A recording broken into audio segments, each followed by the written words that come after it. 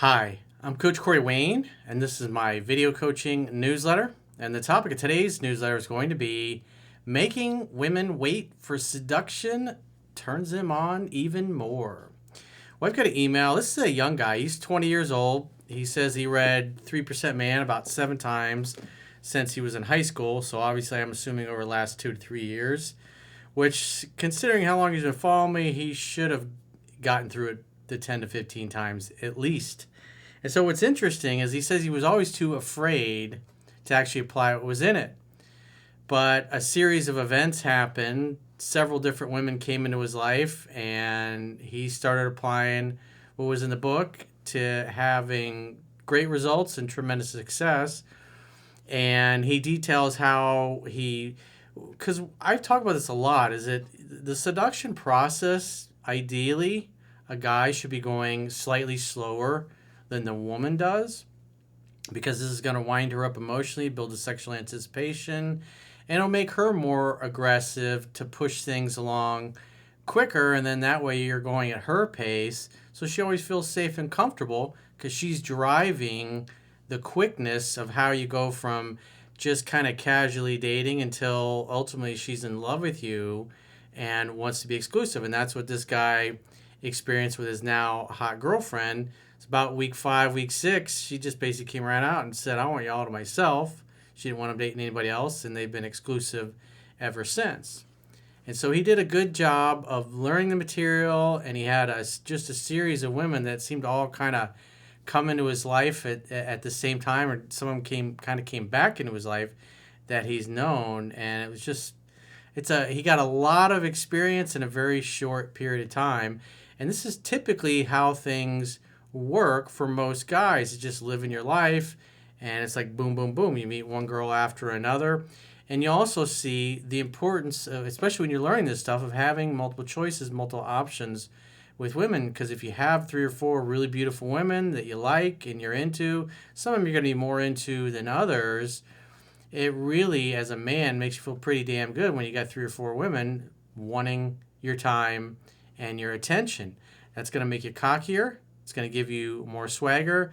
And it's the best place for a man to be, is to have his choice, because then it's going to cause the women to work harder to get your attention, so you choose them over all other women you may be talking to or dating. So he says, good day, coach. And he's from the land down under, another Australian guy. He says, good day, coach. Since the start of this year, I've had tremendous success in my personal and sexual life thanks to your work. I've literally gone from a lonely 20-year-old with a multi-year pussy embargo to a stud who's got the woman of his dreams head over heels in love with him after finally applying your work. Well, you could read my book 100 times, watch every single video, spend years absorbing it, but it's not going to help you unless you get out there and apply it. He says, having read the book 7, 8 times since high school, I often found myself too scared to apply it. I always felt insecure about my success with women, leading me into a cycle of feeling insecure, holding back, and then feeling insecure again as a result.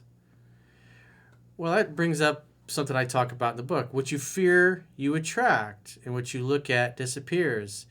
So he's fearful of things not working out, or things not going well, or getting rejected, and so he holds back.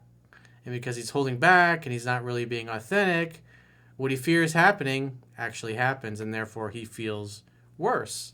So it's like a vicious cycle. That's why even when you have a failure or a rejection, at least as if you show up and you take the risk, that's what really matters, because that builds your confidence. The idea is, especially if you're younger and you're always been kind of shy, you don't have the people skills, you really haven't spent a lot of time developing your small talk skills, and then you do that, it's a big part is just overcoming your fear of initiating small talk conversations with strangers. And that's why I suggest that in that video and article I did years ago, how to improve your social skills, or the process of improving your social skills, or improving your social skills. There's 3 different videos I did on the topic. It's like you follow that pattern because it gets you to the point where you're just able to strike up a conversation no matter where you are, because you never know when you're going to come across somebody you really like and who likes you. And if you haven't practiced your small talk, you're meeting this girl who already is attracted to you. You pass her physical attraction test, and then you fumble all over yourself trying to come up with things to talk about just because you haven't practiced it. And then you go from having this woman who's already likes you to now you talk to her out of liking you, which really makes you feel bad when those things happen. But that kind of pain is the kind of thing that will cause you to learn this stuff and overcome it, because you want to move away from pain and towards the pleasure that you want. But remember, as Aristotle said, people do more to avoid pain than they do to gain pleasure. So always, if you're having a hard time overcoming something or doing something that you know you need to do, reframe the way you're looking at it in terms of, what are the painful consequences if I don't do what I know I need to do right now? And what's the pleasure, the potential pleasure I'm going to gain if I do what I know I need to do right now? Because that will help you get emotional leverage upon yourself. Because it's the emotions, the intense emotions, that cause us to take action or to shrink from taking action. So it's important to be cognizant of what your self-talk is when you find yourself in these moments. You're like, in his case, he's wanting to talk to a girl or ask a girl out or escalate things when he's on a date physically, but he's too scared because he's worried about the rejection. And then the rejection happens anyways because he didn't make a move, and the woman judged that he didn't have the confidence. He says, I realized this would never end unless I broke out of my comfort zone and embodied the alpha male James Bond mentality that you've always described. I'd like to share 3 short success stories to show why applying what you teach is essential to become the alpha, or to make the expression of the inner alpha that's always there, but you've shrunk in the past from it. But instead, you choose to be courageous. And that's what an alpha male really is. It's somebody who has courage and goes for the things they want. It's not about beating the shit out of other people, which, as an alpha male, as a man, all men should be dangerous but kind. But being an alpha is a guy that's just courageous, and he goes after the things he wants and doesn't shrink from them. And it's a conscious choice. You could choose to be alpha or you could choose to be beta. I mean, there are people in the world that are happy being followers. There's nothing wrong with that. But women like the guys with the most confidence. So if you want to have your pick of women, be the guy that goes for what he wants. Be the guy that's willing to fall flat on his face. Be the guy that embraces failure, that looks forward to failure, and understands that failure is just part of the process in life. And you got to be willing to let yourself look stupid or be stupid or act stupid, and don't take yourself too seriously. Because success is a process, and you got to commit to the process. And as you're going to see here, this is what this guy's done. He's committed to the process of actually applying it. And he had 3 different women that all came into his life within a short period of time. And he decided to start pulling the trigger, if you will, so to speak, instead of shrinking and being beta. In January, I stayed at my cousin's farm, who had a smoking hot 19-year-old Italian girl helping him take care of the property. Despite being a horse girl, she was a straight 9. As I bumped into her each day, I'd make small talk about her time back home and constantly make jokes and banter with her. She'd always touch my arm when laughing, and this went on for a week until I was off to bed one night and found her lingering around my bedroom looking at pictures on the wall. That's what women do. They put themselves into your orbit. It's just like you could be at the gym and a girl will come and sit down on a piece of equipment, like right in front of you, and face you, or next to you, or near you, hoping that you do something. So when pretty girls come over and sit near you or put themselves around you, pay attention for the signs that I talk about in 3% Man, because it may be a girl that's interested and hoping she's trying to make it easy for you to do something. So pay attention to these. This is why it's important to be a social person, to have a great social life. So when you're not working, you can go out with your friends, your family, whoever, coworkers, whoever happens to be, and do fun things together. People that like the same things tend to like each other. And if you're out having a good time with other like-minded people, it's much easier to meet girls who are also like-minded. And it's easier to strike up a conversation when you're doing something you love and enjoy, or for a social activity, whatever it happens to be, because it gives you some commonality that you can talk about with the women that are there. I saw this as a sign, and I knew I had to act. Without thinking, I took her hand, spun around, right out of the book, and said, "I think you need to get it over with and kiss me." She paused but smirked, so I said, "You heard me."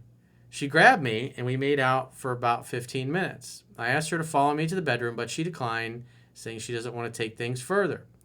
I accepted and went to bed, and I lay there feeling like I missed a golden opportunity and wondered what happened. Then I realized I hadn't applied 2 steps forward, 1 step back. She went back to Italy the next day. And so remember, you got to go slightly slower than she is. And so she put herself into your orbit, you go for the kiss, and then you're like, hey, let's go to the bedroom. So it was a little too quick. And instead of just giving up, a delay is not a denial. It just means you're going too fast. But this is how you learn. So he had a golden opportunity, and she goes back to Italy the next day, but it was like so close. But it's good because he knew the book well enough that he was able to look back on that and go, you know what, I went a little too fast. He went faster than she was. And the goal is you want to go slightly slower than she is. And you'll see with his girlfriend at the end, he did everything perfectly. He says, a couple days later, I saw a girl on Bumble, also from Italy. I found this funny, so I swiped right, and we matched. After a few texts, I set a date for later in the week, and she agreed. Coach, she was an 8 out of 10 physically, but a 1 out of 10 in conversation. Haha. It's like, that happens. It's a bummer when it does, but you kind of, for most guys, haven't had the experience rejecting pretty girls or a lot of girls. And so for the pretty girl who's constantly getting approached and having these kinds of things, they meet a guy they really like, and then they start talking to him, and they're like, ugh. The guy literally talks her out of liking him. And so because he's got multiple options here, as a man, he's starting to get to see that. Very physically attractive, but the conversation wasn't that great. He says, I ended the date short and took her home, not wanting to see her again.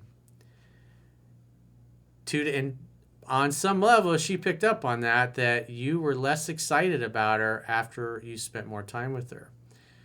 And that can have interesting effects, which you'll see. He says, 2 days later, she texted me saying she had fun and got sunburnt at the beach. I would normally ignore this, but once again, saw it as a sign and knew I had to act. Yeah, because she's reaching out to him. He's thinking, yeah, we just really didn't click. I'm not going to go out with her again. But yet she reaches out.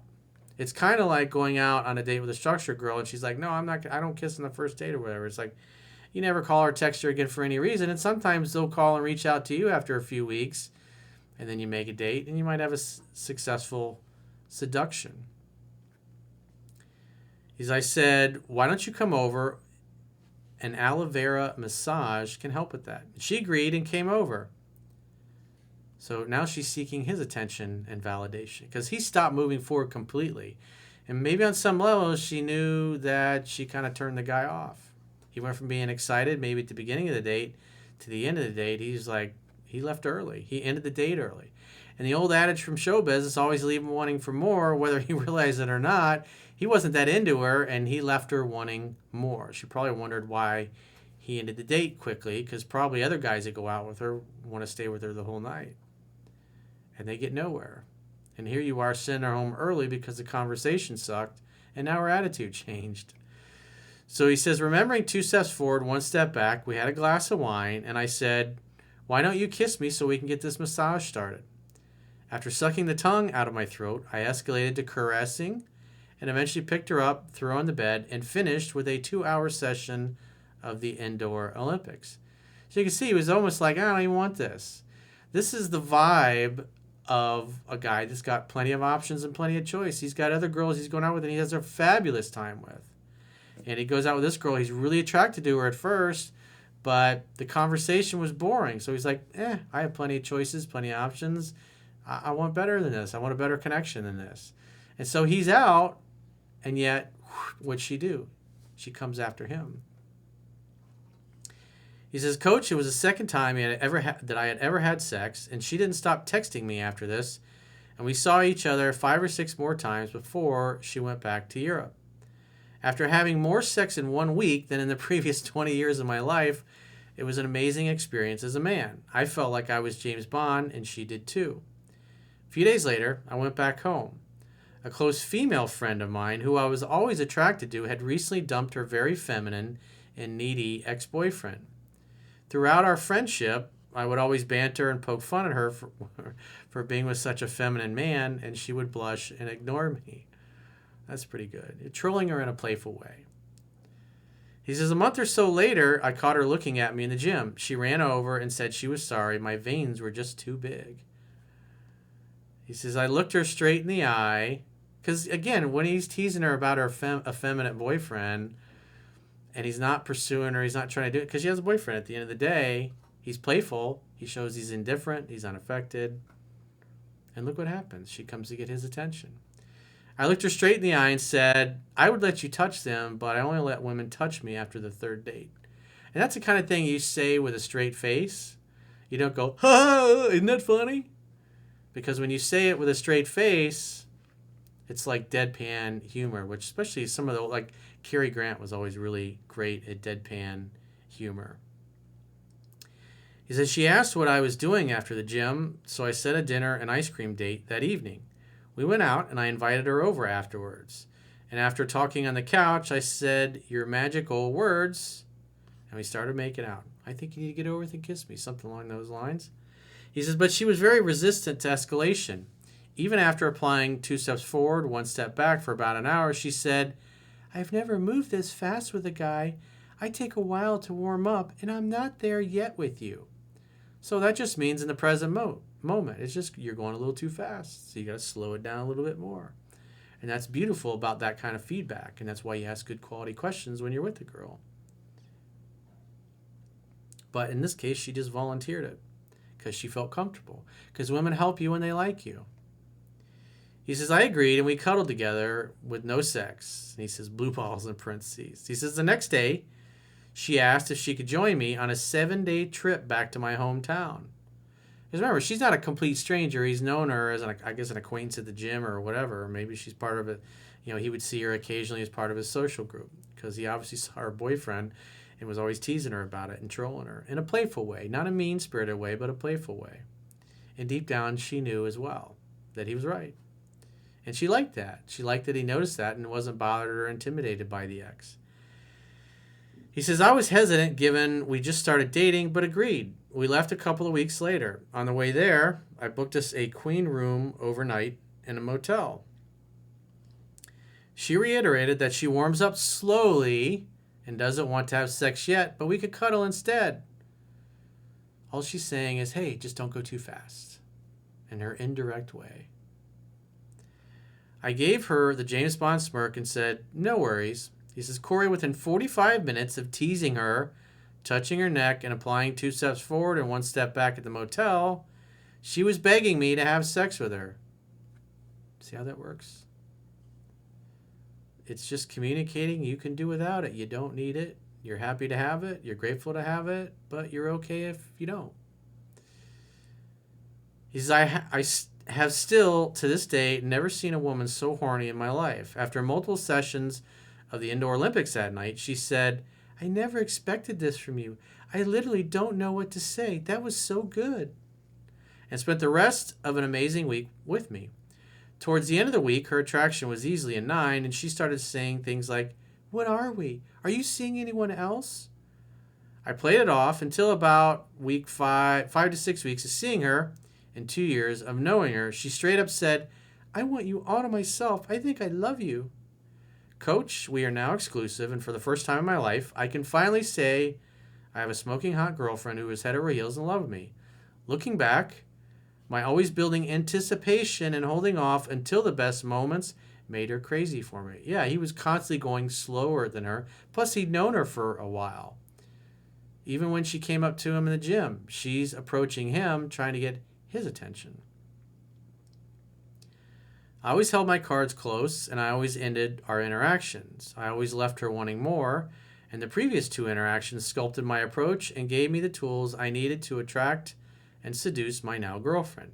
She says I'm a 9 out of 10 physically, 9.5 out of 10 emotionally, and 11 out of 10 in bed. Ooh, the important place where it really matters. If you give her multiple orgasms, she'll keep coming back for more and more and more.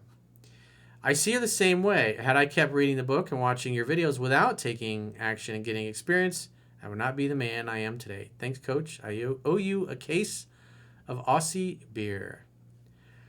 Well, thanks, Bob, from the land down under, from sharing that success story. 20-year-old guy, though. He had a pussy and borrow going on.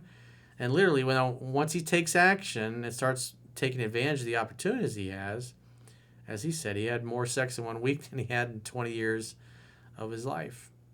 So if you got a question or a challenge and you'd like to get my help, go to understandingrelationships.com, click the products tab at the top of your screen, and book a coaching session with yours truly. Until next time, I will talk to you soon.